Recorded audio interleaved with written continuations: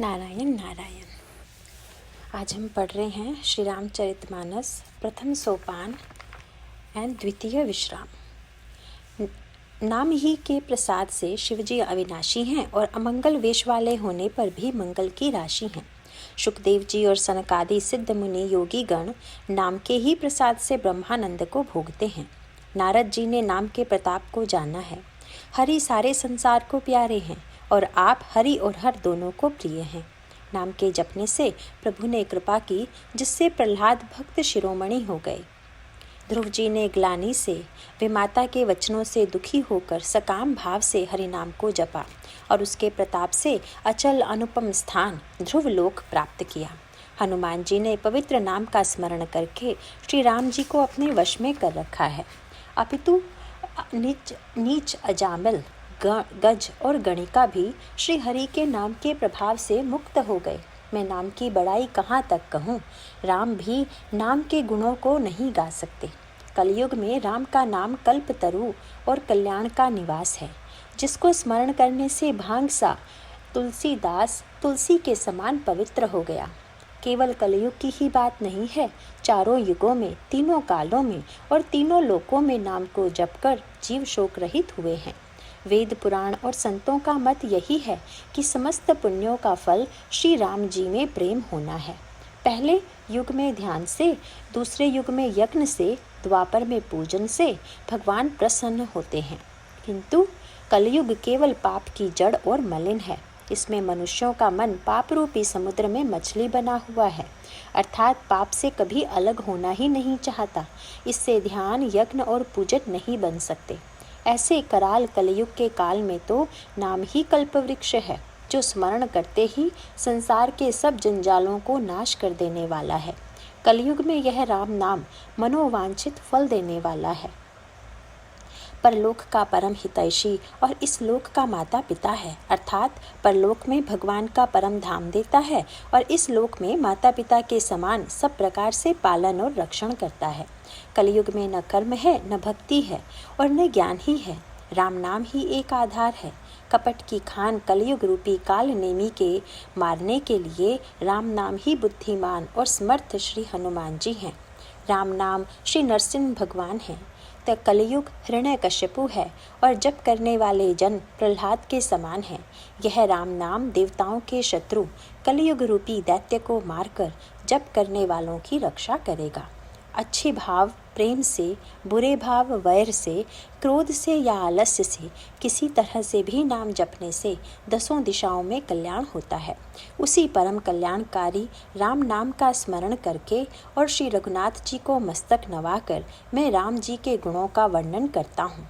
वे श्री राम जी मेरी बिगड़ी सब तरह से सुधार लेंगे, जिनकी कृपा करने से नहीं अघाती। राम से उत्तम स्वामी और मुझ सरीखा बुरा सेवक, इतने पर भी उन दयानिधि ने अपनी ओर देखकर मेरा पालन किया है। लोक और वेद में भी अच्छे स्वामी की यही रीति प्रसिद्ध है कि वह विनय सुनते ही प्रेम को पहचान लेता है। अमीर गरीब, गंवार नगर निवासी, पंडित मूर्ख, बदनाम यशस्वी, सुकवि कुकवि, सभी नर नारी अपनी अपनी बुद्धि के अनुसार राजा की सराहना करते हैं और साधु, बुद्धिमान, सुशील, ईश्वर के अंश से उत्पन्न कृपालु राजा सबकी सुनकर और उनकी वाणी, भक्ति, विनय और चाल को पहचान कर सुंदर वाणी से सबका यथायोग्य सम्मान करते हैं। यह स्वभाव तो संसारी राजाओं का है। कौशलनाथ श्री रामचंद्र जी तो चतुर शिरोमणि हैं। श्री राम जी तो विशुद्ध प्रेम से ही रीझते हैं, पर जगत में मुझसे बढ़कर मूर्ख और मलिन बुद्धि और कौन होगा। तथापि कृपालु श्री रामचंद्र जी मुझ दुष्ट सेवक की प्रीति और रुचि को अवश्य रखेंगे, जिन्होंने पत्थरों को जहाज और बंदर भालुओं को बुद्धिमान मंत्री बना लिया। सब लोग मुझे श्री राम जी का सेवक कहते हैं और मैं भी बिना लज्जा संकोच के कहलाता हूँ। कहने वालों का विरोध नहीं करता। कृपालु श्री राम जी इस निंदा को सहते हैं कि श्री सीतानाथ जी जैसे स्वामी का तुलसीदास जा सेवक है। यह मेरी बहुत बड़ी रिठाई और दोष है। मेरे पाप को सुनकर नरक ने भी नाक सिकोड़ ली है, अर्थात नरक में भी मेरे लिए ठोर नहीं है। यह समझकर मुझे अपने ही कल्पित डर से डर हो रहा है, किंतु भगवान श्री रामचंद्र जी ने तो सपने में भी इस पर मेरी ढिठाई की और दोष पर ध्यान नहीं दिया है। वरम मेरे प्रभु श्री रामचंद्र जी ने तो इस बात को सुनकर, देखकर और अपने चित्त रूपी चक्षु से निरीक्षण कर मेरी भक्ति और बुद्धि की उल्टे सराहना की। क्योंकि कहने में चाहे बिगड़ जाए, अर्थात मैं चाहे अपने को भगवान का सेवक कहता कहलाता रहूं, परंतु हृदय में अच्छापन होना चाहिए। हृदय में तो अपने को उनका सेवक बनने योग्य नहीं मानकर पापी और दीन ही मानता हूँ। यह अच्छापन है। श्री रामचंद्र जी भी दास के हृदय की अच्छी स्थिति जानकर रीझ जाते हैं। प्रभु के चित्त में अपने भक्तों की हुई भूल चूक याद नहीं रहती, वे उसे भूल जाते हैं और उनके हृदय की अच्छाई नेकी को 100 बार याद करते रहते हैं। जिस पाप के कारण उन्होंने बाली को व्याध की तरह मारा था, वैसी ही कुचाल फिर सुग्रीव ने चली। वही करनी विभीषण की थी, परंतु श्री रामचंद्र जी ने स्वप्न में भी उसका मन में विचार नहीं किया। उल्टे भरत जी से मिलने के समय श्री रघुनाथ जी ने उनका सम्मान किया और राजसभा में भी उनके गुणों का बखान किया। प्रभु श्री रामचंद्र जी तो वृक्ष के नीचे और बंदर डाली पर, अर्थात कहाँ मर्यादा पुरुषोत्तम सच्चिदानंद घन परमात्मा श्री राम जी और कहाँ पेड़ों की शाखाओं पर कूदने वाले बंदर, परंतु ऐसे बंदरों को भी उन्होंने अपने समान बना लिया। तुलसीदास जी कहते हैं कि श्री रामचंद्र जी सरीखे शील निधान स्वामी कहीं भी नहीं है। हे श्री राम जी, आपकी अच्छाई से सभी का भला है, अर्थात आपका कल्याणमय स्वभाव सभी का कल्याण करने वाला है। यदि यह बात सच है तो तुलसीदास का भी सदा कल्याण ही होगा। इस प्रकार अपने गुण दोषों को कहकर और फिर सबको सिर नवाकर मैं श्री रघुनाथ जी का निर्मल यश वर्णन करता हूँ, जिसके सुनने से कलयुग के पाप नष्ट हो जाते हैं। मुनि याज्ञवल्क्य जी ने जो सुहावनी कथा मुनि श्रेष्ठ भरद्वाज जी को सुनाई थी, उसी संवाद को मैं बखान कर कहूँगा। सब सज्जन सुख का अनुभव करते हुए उसे सुने। शिवजी ने पहले इस सुहावने चरित्र को रचा, फिर कृपा करके पार्वती जी को सुनाया। वही चरित्र शिवजी ने काकभूषणी जी को राम भक्त और अधिकारी पहचान कर दिया। उन काकभूषणी जी से फिर याज्ञवल्क्य जी ने पाया और उन्होंने फिर उसे भरद्वाज जी को गाकर सुनाया। वे दोनों वक्ता और श्रोता याज्ञवल्क्य और भरद्वाज समान शील वाले और समदर्शी हैं और श्री हरि की लीला को जानते हैं। वे अपने ज्ञान से तीनों कालों की बातों को हथेली पर रखे हुए आंवले के समान प्रत्यक्ष जानते हैं और फिर भी जो सुजान भगवान की लीलाओं का रहस्य जानने वाले हरि भक्त हैं, वे इस चरित्र को नाना प्रकार से कहते, सुनते और समझते हैं। फिर वही कथा मैंने वराह क्षेत्र में अपने गुरुजी से सुनी, परंतु उस समय मैं लड़कपन के कारण बहुत बेसमझ था, इससे उसको उस प्रकार अच्छी तरह समझा नहीं।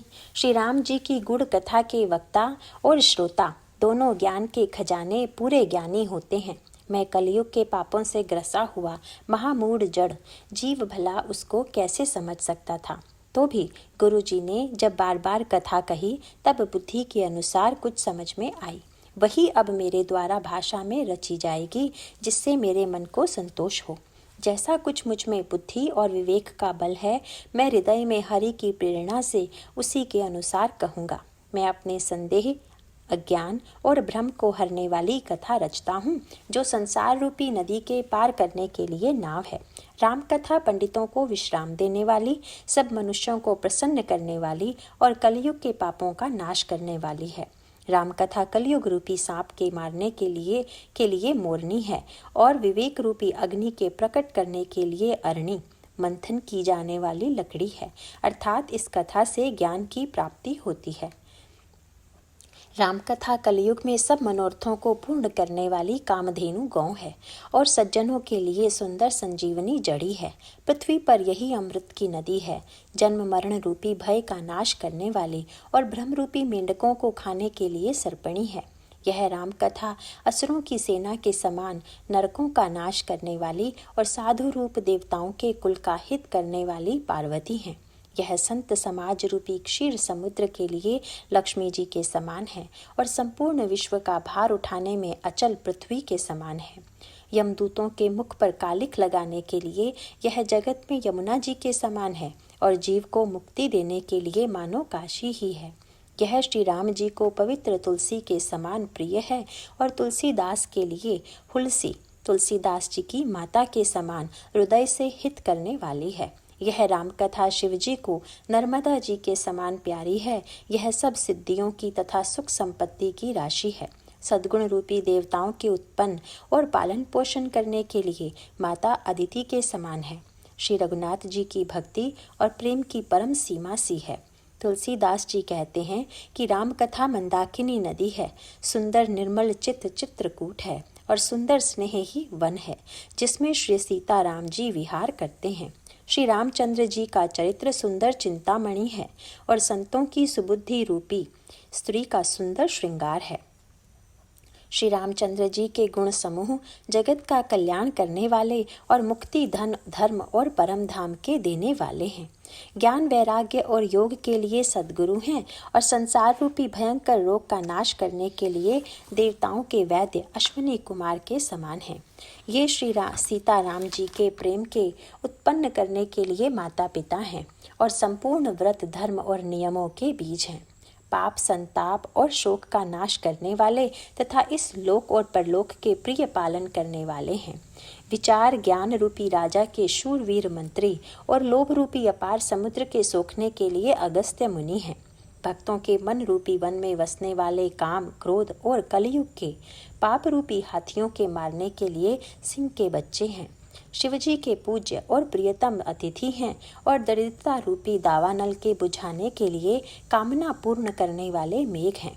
विषय रूपी सांप का जहर उतारने के लिए मंत्र और महामणि हैं। ये ललाट पर लिखे हुए कठिनता से मिटने वाले बुरे लेखों को मिटा देने वाले हैं। अज्ञान रूपी अंधकार के हरण करने के लिए सूर्य किरणों के समान और सेवक रूपी धान के पालन करने में मेघ के समान हैं। मनोवांछित वस्तु देने में श्रेष्ठ कल्प वृक्ष के समान हैं और सेवा करने में हरिहर के समान सुलभ और सुख देने वाले हैं। सुकवि रूपी शरद ऋतु के मन रूपी आकाश को सुशोभित करने के लिए तारागण के समान और श्री राम जी के भक्तों के तो जीवन धन ही हैं। संपूर्ण पुण्यों के फल महान भोगों के समान हैं। जगत का छल रहित हित करने में साधु संतों के समान हैं। सेवकों के मन रूपी मन सरोवर के लिए हंस के समान और पवित्र करने में गंगा जी की तरंग मालाओं के समान हैं। श्री राम जी के गुणों के समूह कुमार्ग कुतर्क कुचाल और कलयुग के कपट दंभ और पाखंड के जलाने के लिए वैसे ही हैं जैसे ईंधन के लिए प्रचंड अग्नि। रामचरित्र पूर्णिमा के चंद्रमा की किरणों के समान सभी को सुख देने वाले हैं, परंतु सज्जन रूपी कुमुदनी और चकोर के चित्त के लिए तो विशेष हितकारी और महान लाभदायक हैं। जिस प्रकार श्री पार्वती जी ने श्री शिव जी से प्रश्न किया और जिस प्रकार से श्री शिव जी ने विस्तार से उसका उत्तर कहा, वह सब कारण मैं विचित्र कथा की रचना करके गा कर कहूँगा। जिसने यह कथा पहले न सुनी हो वह इसे सुनकर आश्चर्य न करे। जो ज्ञानी इस विचित्र कथा को सुनते हैं वे यह जानकर आश्चर्य नहीं करते कि संसार में राम कथा की कोई सीमा नहीं है। राम कथा अनंत है, उनके मन में ऐसा विश्वास रहता है। नाना प्रकार से श्री रामचंद्र जी के अवतार हुए हैं और 100 करोड़ तथा अपार रामायण हैं। कल्प भेद के अनुसार श्री हरि के सुंदर चरित्रों को मुनीश्वरों ने अनेकों प्रकार से गाया है। हृदय में ऐसा विचार कर संदेह न कीजिए और आदर सहित प्रेम से इस कथा को सुनिए। श्री रामचंद्र जी अनंत हैं, उनके गुण भी अनंत हैं और उनकी कथाओं का विस्तार भी असीम है। अतएव जिनके विचार निर्मल हैं वे इस कथा को सुनकर आश्चर्य नहीं मानेंगे। इस प्रकार सब संदेहों को दूर करके और श्री गुरु जी के चरण कमलों की रज को सिर पर धारण करके मैं पुनः हाथ जोड़कर सबकी विनती करता हूँ, जिससे कथा की रचना में कोई दोष स्पर्श न करने पावे। अब मैं आदर पूर्वक श्री शिव जी को सिर नवाकर श्री रामचंद्र जी के गुणों की निर्मल कथा कहता हूँ। श्री हरि के चरणों पर सिर रखकर संवत 1631 में इस कथा का आरंभ करता हूँ। चैत्र मास की नवमी तिथि मंगलवार को श्री अयोध्या जी में यह चरित्र प्रकाशित हुआ। जिस दिन श्री राम जी का जन्म होता है, वेद कहते हैं कि उस दिन सारे तीर्थ वहाँ श्री अयोध्या जी में चले आते हैं। असुर, नाग, पक्षी, मनुष्य, मुनि और देवता सब अयोध्या जी में आकर श्री रघुनाथ जी की सेवा करते हैं। बुद्धिमान लोग जन्म का महोत्सव मनाते हैं और श्री राम जी की सुंदर कीर्ति का गान करते हैं। सज्जनों के बहुत से समूह उस दिन श्री सरयू जी के पवित्र जल में स्नान करते हैं और हृदय में सुंदर श्याम शरीर श्री रघुनाथ जी का ध्यान करके उनके नाम का जप करते हैं। वेद पुराण कहते हैं कि श्री सरयू जी का दर्शन, स्पर्श, स्नान और जलपान पापों को हरता है। यह नदी बड़ी ही पवित्र है, इसकी महिमा अनंत है, इसे विमल बुद्धि वाली सरस्वती जी भी नहीं कह सकती। यह शोभायमान अयोध्यापुरी श्री रामचंद्र जी के परम धाम की देने वाली है, सब लोकों में प्रसिद्ध है और अत्यंत पवित्र है। जगत में अंडज, स्वेदज, उद्भिज और जरायुज चार खानी यानी 4 प्रकार के अनंत जीव हैं। इनमें से जो कोई भी अयोध्या जी में शरीर छोड़ते हैं वे फिर संसार में नहीं आते, जन्म मृत्यु के चक्कर से छूटकर भगवान के परम धाम में निवास करते हैं। इस अयोध्यापुरी को सब प्रकार से मनोहर, सब सिद्धियों की देने वाली और कल्याण की खान समझकर मैंने इस निर्मल कथा का आरंभ किया, जिसके सुनने से काम, मद और दंभ नष्ट हो जाते हैं। इसका नाम रामचरितमानस है, जिसके कानों से सुनते ही शांति मिलती है। मन रूपी हाथी विषय रूपी दावानल में जल रहा है, वह यदि इस रामचरितमानस रूपी सरोवर में आ पड़े तो सुखी हो जाए। यह रामचरितमानस मुनियों का प्रिय है। इस सुहावने और पवित्र मानस की शिवजी ने रचना की। यह तीनों प्रकार के दोषों, दुखों और दरिद्रता को तथा कलयुग की कुचालों और सब पापों का नाश करने वाला है। श्री महादेव जी ने इसको रचकर अपने मन में रखा था और सुअवसर पाकर पार्वती जी से कहा। इसी से शिव जी ने इसको अपने हृदय में देखकर और प्रसन्न होकर इसका सुंदर रामचरितमानस नाम रखा। मैं उसी सुख देने वाली सुहावनी राम कथा को कहता हूँ। हे सज्जनों, आदर पूर्वक मन लगाकर इसे सुनिए। यह रामचरितमानस जैसा है, जिस प्रकार बना है और जिस हेतु से जगत में इसका प्रचार हुआ, अब वही सब कथा मैं श्री उमा महेश्वर का स्मरण करके कहता हूँ। श्री शिव जी की कृपा से उसके हृदय में सुंदर बुद्धि का विकास हुआ, जिससे यह तुलसीदास श्री रामचरितमानस का कवि हुआ। अपनी बुद्धि के अनुसार तो वह इसे मनोहर ही बनाता है, किंतु फिर भी हे सज्जनों, सुंदर चित्त से सुनकर इसे आप सुधार लीजिए। सुंदर सात्विकी बुद्धि भूमि है, हृदय ही उसमें गहरा स्थान है। वेद पुराण समुद्र हैं और साधु संत मेघ हैं। वे साधु रूपी मेघ श्री रामचंद्र जी के सुयश रूपी सुंदर, मधुर, मनोहर और मंगलकारी जल की वर्षा करते हैं। सगुण लीला का जो विस्तार से वर्णन करते हैं, वही राम सुयश रूपी जल को निर्मलता है, जो मल का नाश करती है, और जिस प्रेमा भक्ति का वर्णन नहीं किया जा सकता, वही इस जल की मधुरता और सुंदर शीतलता है। वह राम सुयश रूपी जल सत्कर्म रूपी धान के लिए हितकर है और श्री राम जी के भक्तों का तो जीवन ही है। वह पवित्र जल बुद्धि रूपी पृथ्वी पर गिरा और सिमट कर सुहावने कान रूपी मार्ग से चला और मानस हृदय रूपी श्रेष्ठ स्थान में भरकर वहीं स्थिर हो गया। वही पुराना होकर सुंदर, रुचिकर, शीतल और सुखदायी हो गया।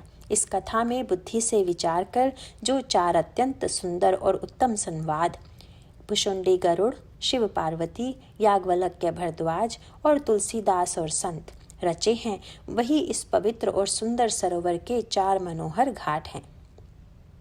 7 कांड ही इस मानसरोवर की सुंदर 7 सीढ़ियां हैं, जिनको ज्ञान रूपी नेत्रों से देखते ही मन प्रसन्न हो जाता है। श्री रघुनाथ जी की निर्मल प्राकृत गुणों से अतीत और निर्बाध एक रस महिमा का जो वर्णन किया जाएगा, वही इस सुंदर जल की अथाह गहराई है। श्री रामचंद्र जी और सीता जी का यश अमृत के समान जल है। इसमें जो उपमाएं दी गई हैं, वही तरंगों का मनोहर विलास है। सुंदर चौपाइयां ही इसमें घनी फैली हुई पुरियन कमलिनी हैं और कविता की युक्तियां सुंदर मणि उत्पन्न करने वाली सुहावनी सीपियाँ हैं। जो सुंदर छंद, सोरठे और दोहे हैं, वही इसमें बहुरंगे कमलों के समूह सुशोभित हैं। अनुपम अर्थ, ऊंचे भाव और सुंदर भाषा ही पराग, मकरंद और सुगंध हैं। सत्कर्मों के पुंज भौरों की सुंदर पंक्तियां हैं। ज्ञान, वैराग्य और विचार हंस हैं। कविता की ध्वनि, वक्तोक्ति, गुण और जाति ही अनेकों प्रकार की मनोहर मछलियां हैं। अर्थ, धर्म, काम, मोक्ष, ये चारों ज्ञान विज्ञान का विचार करके कहना काव्य के 9 रस, जप, तप, योग और वैराग्य के प्रसंग, ये सब इस सरोवर के सुंदर जलचर जीव हैं। सुकृति जनों ने साधुओं के और श्री राम नाम के गुणों का गान ही विचित्र जल पक्षियों के समान है। संतों की सभा ही इस सरोवर के चारों ओर की अमरई है और श्रद्धा वसंत ऋतु के समान कही गई है। नाना प्रकार से भक्ति का निरूपण और क्षमा, दया तथा दम लताओं के मंडप हैं। मन का निग्रह, यम, अहिंसा, सत्य, अस्तेय, ब्रह्मचर्य और अपरिग्रह, नियम, शौच, संतोष, तप, स्वाध्याय और ईश्वर प्रणिधान ही उनके फूल हैं। ज्ञान फल है और श्री हरि के चरणों में प्रेम ही इस ज्ञान रूपी फल का रस है, ऐसा वेदों ने कहा है। इस रामचरितमानस में और भी जो अनेकों प्रसंग की कथाएं हैं, वे ही सब में तोते, कोयल और रंग बिरंगे पक्षी हैं। कथा में जो रोमांच होता है वही वाटिका, बाग और वन है, और जो सुख होता है वही सुंदर पक्षियों का विहार है। निर्मल मन ही माली है, जो प्रेम रूपी जल से सुंदर नेत्रों द्वारा उनको सींचता है। जो लोग इस चरित्र को सावधानी से गाते हैं, वे ही इस तालाब के चतुर रखने वाले हैं, और जो स्त्री पुरुष सदा आदर पूर्वक इसे सुनते हैं, वे ही इस सुंदर मानस के अधिकारी उत्तम देवता हैं। जो अति दुष्ट और विषयी हैं, वे अभागे, बगुले और कौवे हैं, जो इस सरोवर के समीप नहीं जाते, क्योंकि यहाँ इस मानस सरोवर में घोंगे, मेंढक और सेवार के समान विषय रस की नाना कथाएं नहीं हैं। इसी कारण बेचारे कौवे और बगुले रूपी विषयी लोग यहाँ आते हुए हृदय में हार मान जाते हैं, क्योंकि इस सरोवर तक आने में कठिनाइयाँ बहुत हैं। श्री राम जी की कृपा बिना यहाँ नहीं आया जाता। घोर कुसंग ही भयानक बुरा रास्ता है। उन कुसंगियों के वचन ही बाघ, सिंह और सांप हैं। घर के कामकाज और गृहस्थी के भांति भांति के जंजाल ही अत्यंत दुर्गम बड़े बड़े पहाड़ हैं। मोह, मद और मान ही बहुत से बीहड़ वन हैं, और नाना प्रकार के कुतर्क ही भयानक नदियां हैं। जिनके पास श्रद्धा रूपी राह खर्च नहीं है और संतों का साथ नहीं है, और जिनको श्री रघुनाथ जी प्रिय नहीं हैं, उनके लिए यह मानस अत्यंत ही अगम है। अर्थात श्रद्धा, सत्संग और भगवत प्रेम के बिना कोई इसको नहीं पा सकता।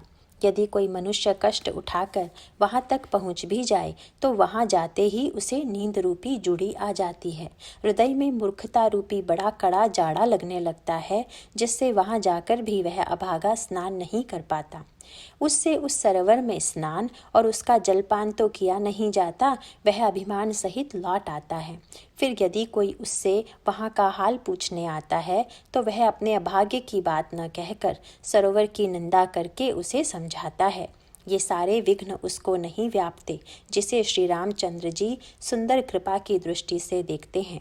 वही आदर पूर्वक इस सरोवर में स्नान करता है और महान भयानक त्रिताप से, आध्यात्मिक, आधिदैविक, आदि भौतिक तापों से नहीं जलता। जिनके मन में श्री रामचंद्र जी के चरणों में सुंदर प्रेम है, वे इस सरोवर को कभी नहीं छोड़ते। हे भाई, जो इस सरोवर में स्नान करना चाहे, वह मन लगाकर सत्संग करे। ऐसे मानस सरोवर को हृदय के नेत्रों से देखकर और उसमें गोता लगाकर कवि की बुद्धि निर्मल हो गई। हृदय में आनंद और उत्साह भर गया और प्रेम तथा आनंद का प्रवाह उमड़ आया। उससे वह सुंदर कविता रूपी नदी बह निकली, जिसमें श्री रामचंद्र जी का निर्मल यश रूपी जल भरा है। इस कविता रूपिणी नदी का नाम सरयू है, जो संपूर्ण सुंदर मंगलों की जड़ है। लोकमत और वेदमत इसके 2 सुंदर किनारे हैं। यह सुंदर मानस सरोवर की कन्या सरयू नदी बड़ी पवित्र है और कलयुग के छोटे बड़े पाप रूपी तिनकों और वृक्षों को जड़ से उखाड़ फेंकने वाली है।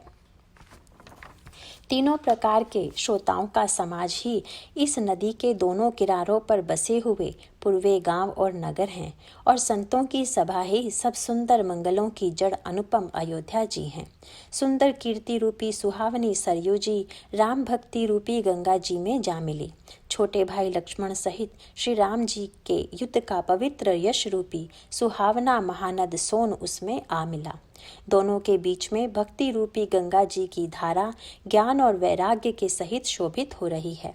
ऐसी तीनों तापों को डराने वाली यह तिमुहानी नदी राम स्वरूप रूपी समुद्र की ओर जा रही है।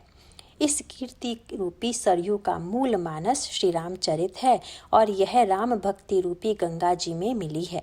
इसीलिए यह सुनने वाले सज्जनों के मन को पवित्र कर देगी। इसके बीच बीच में जो भिन्न भिन्न प्रकार की विचित्र कथाएं हैं, वे ही मानो नदी तट के आसपास के वन और बाग हैं।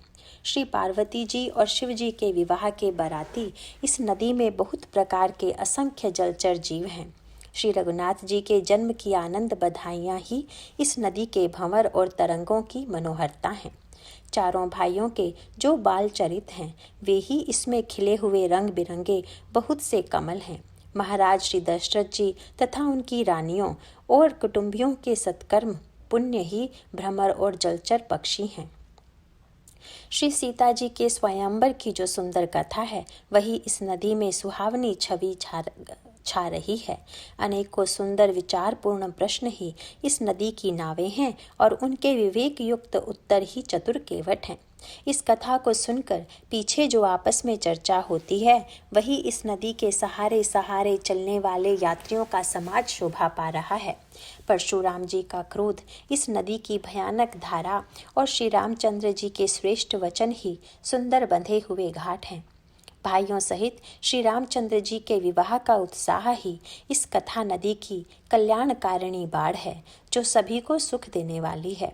इसके कहने सुनने में जो हर्षित और पुलकित होते हैं, वे ही पुण्यात्मा पुरुष हैं, जो प्रसन्न मन से इस नदी में नहाते हैं। श्री रामचंद्र जी के राज तिलक के लिए जो मंगल साज सजाया गया, वही मानव पर्व के समय इस नदी पर यात्रियों के समूह इकट्ठे हुए हैं। कैकई जी की बुद्धि ही इस नदी में काई है, जिसके फलस्वरूप बड़ी भारी विपत्ति आ पड़ी। संपूर्ण अनगिनत उत्पातों को शांत करने वाला भरत जी का चरित्र नदी तट पर किया जाने वाला जप यज्ञ है। कलयुग के पापों और दुष्टों के अवगुणों के जो वर्णन हैं, वे ही इस नदी के जल का कीचड़ और बगुले कोए हैं। यह कीर्ति रूपिणी नदी चहुं ऋतुओं में सुंदर है। सभी समय यह परम सुहावनी और अत्यंत पवित्र है। इसमें शिव पार्वती का विवाह हेमंत ऋतु है। श्री रामचंद्र जी के जन्म का उत्सव सुखदायी शिशिर ऋतु है। श्री रामचंद्र जी के विवाह समाज का वर्णन ही आनंद मंगलमय ऋतुराज वसंत है। श्री राम जी का वनगमन दुस्सह ग्रीष्म ऋतु है और मार्ग की कथा ही कड़ी धूप और लू है। राक्षसों के साथ घोर युद्ध ही वर्षा ऋतु है, जो देवकुल रूपी धान के लिए सुंदर कल्याण करने वाली है। रामचंद्र जी के राज्यकाल का जो सुख, विनम्रता और बड़ाई है, वही निर्मल सुख देने वाली सुहावनी शरद ऋतु है। सती शिरोमणि श्री सीता जी के गुणों की जो कथा है, वही इस जल का निर्मल और अनुपम गुण है। श्री भरत जी का स्वभाव इस नदी की सुंदर शीतलता है, जो सदा एक सी रहती है और जिसका वर्णन नहीं किया जा सकता। चारों भाइयों का परस्पर देखना, बोलना, मिलना, एक दूसरे से प्रेम करना, हंसना और सुंदर भाईपना इस जल की मधुरता और सुगंध है। मेरा आर्त भाव, विनय और दीनता इस सुंदर और निर्मल जल का कम हल्कापन नहीं है, अर्थात अत्यंत हल्कापन है। यह जल बड़ा ही अनोखा है, जो सुनने से ही गुण करता है और आशा रूपी प्यास को और मन के मैल को दूर कर देता है। यह जल श्री रामचंद्र जी के सुंदर प्रेम को पुष्ट करता है, कलयुग के समस्त पापों और उनसे होने वाली ग्लानि को हर लेता है, संसार के जन्म मृत्यु रूप श्रम को सोख लेता है, संतोष को भी संतुष्ट करता है और पाप, ताप, दरिद्रता और दोषों को नष्ट कर देता है। यह जल काम, क्रोध, मद और मोह का नाश करने वाला और निर्मल ज्ञान और वैराग्य का बढ़ाने वाला है। इसमें आनंद पूर्वक स्नान करने से और इसे पीने से हृदय में रहने वाले सब पाप ताप मिट जाते हैं। जिन्होंने इस राम सुयश रूपी जल से अपने हृदय को नहीं धोया, वे कायर कलिकाल के द्वारा ठगे गए। जैसे प्यासा हिरण सूर्य की किरणों के रेत पर पड़ने से उत्पन्न हुए जल के भ्रम को वास्तविक जल समझकर पीने को दौड़ता है और जल न पाकर दुखी होता है, वैसे ही वे कलयुग से ठगे हुए जीव भी विषयों के पीछे भटक कर दुखी होंगे। अपनी बुद्धि के अनुसार इस सुंदर जल के गुणों को विचार कर उसमें अपने मन को स्नान कराकर और श्री भवानी शंकर जी को स्मरण करके कवि तुलसीदास सुंदर कथा कहता है। मैं अब श्री रघुनाथ जी के चरण कमलों को हृदय में धारण कर और उनका प्रसाद पाकर दोनों श्रेष्ठ मुनियों के मिलन का सुंदर संवाद वर्णन करता हूँ। भरद्वाज मुनि प्रयाग में बसते हैं। उनका श्री राम जी के चरणों में अत्यंत प्रेम है। वे तपस्वी, निगृहीत चित्त, जितेंद्रिय, दया के निधान और परमार्थ के मार्ग में बड़े ही चतुर हैं। माघ में जब सूर्य मकर राशि पर जाते हैं तब लोग तीर्थराज प्रयाग को आते हैं। देवता, दैत्य, किन्नर और मनुष्यों के समूह सब आदरपूर्वक त्रिवेणी में स्नान करते हैं। त्रिवेणी माधव जी के चरण कमलों को पूजते हैं और अक्षय वट का स्पर्श कर उनके शरीर पुलकित होते हैं। भरद्वाज जी का आश्रम बहुत ही पवित्र, परम रमणीय और श्रेष्ठ मुनियों के मन को भाने वाला है। तीर्थराज प्रयाग में जो स्नान करने जाते हैं उन ऋषि मुनियों का समाज वहाँ भरद्वाज जी के आश्रम में जुटता है। प्रातःकाल सब उत्साहपूर्वक स्नान करते हैं और फिर परस्पर भगवान के गुणों की कथाएं कहते हैं। ब्रह्म का निरूपण, धर्म का विधान और तत्वों के विभाग का वर्णन करते हैं तथा ज्ञान वैराग्य से युक्त भगवान की भक्ति का कथन करते हैं। इसी प्रकार माघ के महीने भर स्नान करते हैं और फिर सब अपने अपने आश्रमों को चले जाते हैं। हर साल वहाँ इसी तरह बड़ा आनंद होता है। मकर में स्नान करके मुनिगण चले जाते हैं। एक बार पूरे मकर भर स्नान करके सब मुनीश्वर अपने अपने आश्रमों को लौट गए। परम ज्ञानी याज्ञवल्क्य मुनि को चरण पकड़कर भरद्वाज जी ने रख लिया। आदरपूर्वक उनके चरण कमल धोए और बड़े ही पवित्र आसन पर उन्हें बैठाया। पूजा करके मुनि याज्ञवल्क्य जी के सुयश का वर्णन किया और फिर अत्यंत पवित्र और कोमल वाणी से बोले, हे नाथ, मेरे मन में एक बड़ा संदेह है। वेदों का तत्व सब आपकी मुट्ठी में है, अर्थात आप ही वेद का तत्व जानने वाले होने के कारण मेरा संदेह निवारण कर सकते हैं। पर उस संदेह को कहते मुझे भय और लाज आती है। भय इसलिए कि कहीं आप यह न समझें कि मेरी परीक्षा ले रहा है, और लाज इसलिए कि इतनी आयु बीत गई अब तक ज्ञान न हुआ, और यदि नहीं कहता तो बड़ी हानि होती है क्योंकि अज्ञानी बना रहता हूँ। हे प्रभु, संत लोग ऐसी नीति कहते हैं और वेद पुराण तथा मुनिजन भी यही बतलाते हैं कि गुरु के साथ छिपाव करने से हृदय में निर्मल ज्ञान नहीं होता। यही सोचकर मैं अपना अज्ञान प्रकट करता हूँ। हे नाथ, सेवक पर कृपा करके इस अज्ञान का नाश कीजिए। संतों, पुराणों और उपनिषदों ने राम नाम के असीम प्रभाव का वर्णन किया है। कल्याण स्वरूप ज्ञान और गुणों की राशि अविनाशी भगवान शंभु निरंतर राम नाम का जप करते रहते हैं। संसार में 4 जाति के जीव हैं। काशी में मरने से सभी परम पद को प्राप्त करते हैं। हे मुनिराज, वह भी राम नाम की ही महिमा है, क्योंकि शिवजी महाराज दया करके काशी में मरने वाले जीव को राम नाम का ही उपदेश देते हैं। इसी से उनको परम पद मिलता है। हे प्रभु, मैं आपसे पूछता हूँ कि वे राम कौन हैं? हे कृपा निधान, मुझे समझा कर कहिए। एक राम तो अवध नरेश दशरथ जी के कुमार हैं। उनका चरित्र सारा संसार जानता है। उन्होंने स्त्री के विरह में अपार दुख उठाया और क्रोध आने पर युद्ध में रावण को मार डाला। हे प्रभु, वही राम हैं या कोई दूसरे हैं जिनको शिवजी जपते हैं? आप सत्य के धाम हैं और सब कुछ जानते हैं, ज्ञान विचार कर कहिए। हे नाथ, जिस प्रकार से मेरा यह भारी भ्रम मिट जाए, आप वही कथा विस्तार पूर्वक कहिए। इस प्रकार याज्ञवल्क्य जी मुस्कुरा कर बोले, श्री रघुनाथ जी की प्रभुता को तुम जानते हो। तुम मन, वचन और कर्म से श्री राम जी के भक्त हो। तुम्हारी चतुराई को मैं जान गया। तुम श्री राम जी के रहस्यमय गुणों को सुनना चाहते हो, इसी से तुमने ऐसा प्रश्न किया है, मानो बड़े ही मूढ़ हो।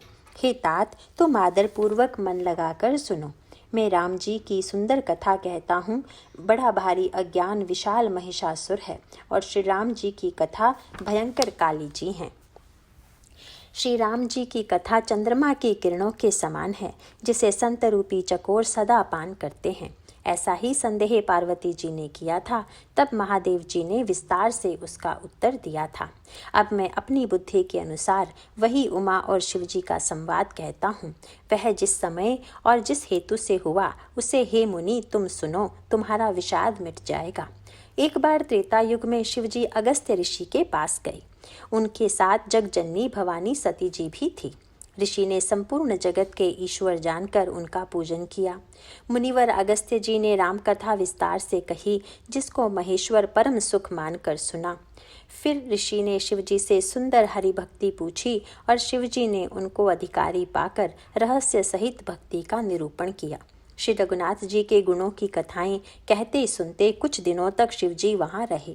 फिर मुनि से विदा मांगकर शिवजी दक्ष कुमारी सती जी के साथ घर कैलाश को चले। उन्हीं दिनों पृथ्वी पर भार उतारने के लिए श्री हरि ने रघुवंश वंश में अवतार लिया था। वे अविनाशी भगवान उस समय पिता के वचन से राज्य का त्याग करके तपस्वी या साधु वेश में दंडक वन में विचर रहे थे। शिवजी हृदय में विचारते जा रहे थे कि भगवान के दर्शन मुझे किस प्रकार हों। प्रभु ने गुप्त रूप से अवतार लिया है, मेरे जाने से सब लोग जान जाएंगे। श्री शंकर जी के हृदय में इस बात को लेकर बड़ी खलबली उत्पन्न हो गई, परंतु सती जी इस भेद को नहीं जानती थी। तुलसीदास जी कहते हैं कि शिवजी के मन में भेद खुलने का डर था, परंतु दर्शन के लोभ से उनके नेत्र ललचा रहे थे। रावण ने ब्रह्मा जी से अपनी मृत्यु मनुष्य के हाथ से मांगी थी। ब्रह्मा जी के वचनों को प्रभु सत्य करना चाहते हैं। मैं जो पास नहीं जाता हूँ तो बड़ा पछतावा रह जाएगा। इस प्रकार शिवजी विचार करते थे, परंतु कोई भी युक्ति ठीक नहीं बैठती थी। इस प्रकार महादेव जी चिंता के वश हो गए। उसी समय नीच रावण ने जाकर मरीच को साथ लिया और वह मरीच तुरंत कपट मृग बन गया। मूर्ख रावण ने छल करके सीता जी को हर लिया। उसे श्री रामचंद्र जी के वास्तविक प्रभाव का कुछ भी पता न था। मृग को मारकर भाई लक्ष्मण सहित श्री हरि आश्रम में आए और उसे खाली देखकर अर्थात वहां सीता जी को न पाकर उनके नेत्रों में आंसू भर आए। श्री रघुनाथ जी मनुष्य की भांति विरह से व्याकुल हैं और दोनों भाई वन में सीता जी को खोजते हुए फिर रहे हैं। जिनके कभी कोई संयोग वियोग नहीं है, उनमें प्रत्यक्ष विरह का दुख देखा गया। श्री रघुनाथ जी का चरित्र बड़ा ही विचित्र है। उसको पहुँचे हुए ज्ञानी जन ही जानते हैं। जो मंद बुद्धि हैं वे तो विशेष रूप से मोह के वश होकर हृदय में कुछ दूसरी ही बात समझ बैठते हैं। श्री शिव जी ने उसी अवसर पर श्री राम जी को देखा और उनके हृदय में बहुत भारी आनंद उत्पन्न हुआ। उनकी शोभा के समुद्र श्री रामचंद्र जी को शिव जी ने नेत्र भर कर देखा, परंतु अवसर ठीक न जानकर परिचय नहीं किया। जगत के पवित्र करने वाले सच्चिदानंद की जय हो, इस प्रकार कहकर कामदेव का नाश करने वाले श्री शिव जी चल पड़े। कृपा निधान शिव जी बार बार आनंद से पुलकित होते हुए सती जी के साथ चले जा रहे थे। सती जी ने शंकर जी की यह दशा देखी तो उनके मन में बड़ा संदेह उत्पन्न हो गया। वे मन ही मन कहने लगी कि शंकर जी की सारा जगत वंदना करता है, वे जगत के ईश्वर हैं। देवता मनुष्य मुनि सब उनके प्रति सिर नवाते हैं। उन्होंने एक राजपुत्र को सच्चिदानंद परम धाम कहकर प्रणाम किया और उसकी शोभा देखकर वे इतने प्रेममग्न हो गए कि अब तक उनके हृदय में प्रीति रोके से भी नहीं रुकती है। जो ब्रह्म सर्वव्यापक, माया रहित, अजन्मा, अगोचर, इच्छा रहित और भेद रहित है और जिसे वेद भी नहीं जानते, क्या वह देह धारण करके मनुष्य हो सकता है? देवताओं के हित के लिए मनुष्य शरीर धारण करने वाले जो विष्णु भगवान हैं, वे भी शिवजी की ही भांति सर्वज्ञ हैं। वे ज्ञान के भंडार, लक्ष्मीपति और असुरों के शत्रु भगवान विष्णु क्या अज्ञानी की तरह स्त्री को खोजेंगे? फिर शिवजी के वचन भी झूठे नहीं हो सकते। सब कोई जानते हैं कि शिवजी सर्वज्ञ हैं। सती जी के मन में इस प्रकार का अपार संदेह उठ खड़ा हुआ। किसी तरह भी उनके हृदय में ज्ञान का प्रादुर्भाव नहीं होता था। यद्यपि भवानी जी ने प्रकट कुछ नहीं कहा, पर अंतर्यामी शिवजी सब जान गए। वे बोले, हे सती सुनो, तुम्हारा स्त्री स्वभाव है, ऐसा संदेह मन में कभी न रखना चाहिए। जिसकी कथा का अगस्त्य ऋषि ने गान किया और जिनकी भक्ति मैंने मुनि को सुनाई, वही मेरे इष्ट देव श्री रघुवीर जी हैं, जिनकी सेवा ज्ञानी मुनि सदा किया करते हैं। ज्ञानी मुनि, योगी और सिद्ध निरंतर निर्मल चित्त से जिनका ध्यान करते हैं तथा वेद पुराण और शास्त्र नेति नेति कहकर जिनकी कीर्ति गाते हैं, वही सर्वव्यापक समस्त ब्रह्मांडों के स्वामी, मायापति, नित्य परम सर्व स्वतंत्र ब्रह्म रूप भगवान श्री राम जी ने अपने भक्तों के हित के लिए अपनी इच्छा से रघुकुल के मणि रूप में अवतार लिया है।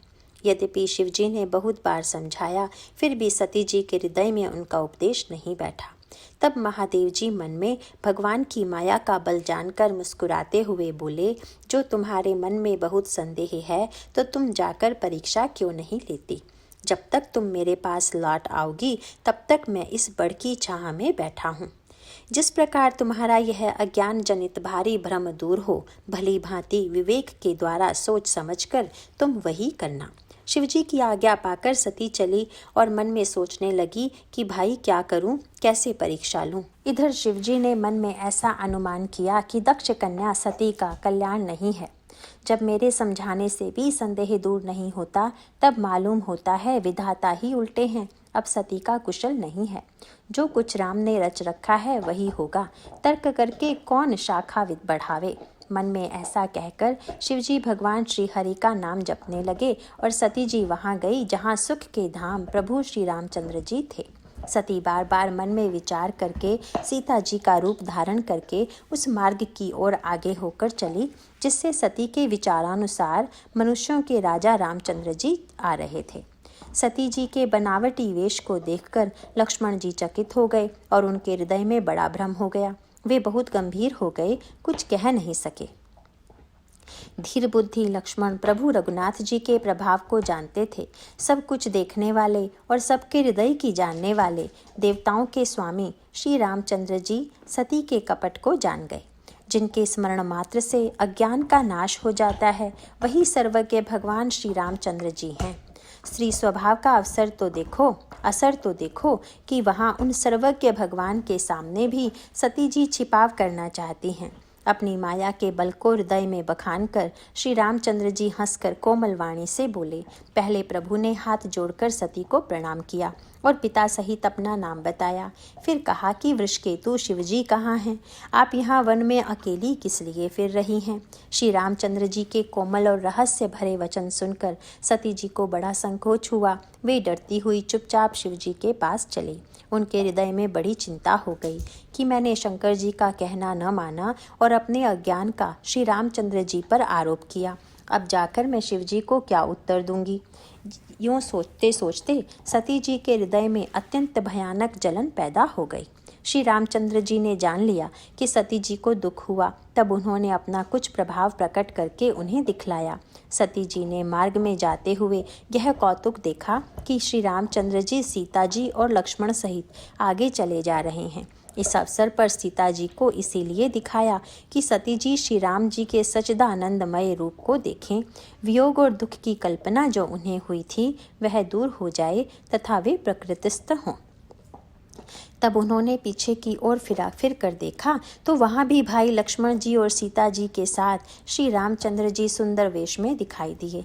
वे जिधर देखती हैं उधर ही प्रभु श्री रामचंद्र जी विराजमान हैं और सुचतुर सिद्ध मुनीश्वर उनकी सेवा कर रहे हैं। सती जी ने अनेक शिव, ब्रह्मा और विष्णु देखे जो एक से एक बढ़कर असीम प्रभाव वाले थे। उन्होंने देखा कि भांति भांति के वेश धारण किए सभी देवता श्री रामचंद्र जी की चरण वंदना और सेवा कर रहे हैं।